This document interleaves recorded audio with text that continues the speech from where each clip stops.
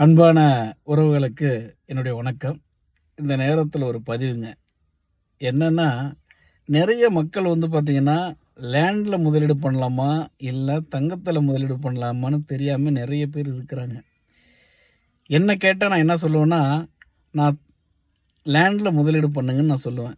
ஏன்னு கேட்டீங்கன்னா, நான் இந்த ரியல் எஸ்டேட் துறையில பார்த்தீங்கன்னா, 15 ஆண்டு காலம் பயணிச்சுட்டு இருக்கிறேங்க.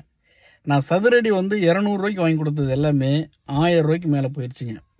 1000 வாங்கி கொடுத்தது எல்லாமே இன்னைக்கு ரூ. 3000 மேல போயிடுச்சுங்க. ரூ. 5000 வாங்கி கொடுத்தது எல்லாமே இன்னைக்கு சதுரடி ரூ. 10,000 மேல போச்சுங்க.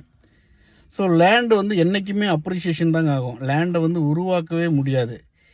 அதனால் பார்த்தீங்கன்னா, நிலம் மட்டும்தான் நம்மளுடைய நிரந்தர செல்வங்க அது. நிலத்தில் முதலீடு பண்ணால் என்றைக்குமே அது டிப்ரிசியேஷன் ஆகிறதுக்கு வாய்ப்பே இல்லைங்க. என்ன கேட்டால் நீங்கள் லேண்டில் முதலீடு பண்ணுங்கள். எல்லாருமே இன்றைக்கி கோடீஸ்வரனாக இருக்கிறாங்க.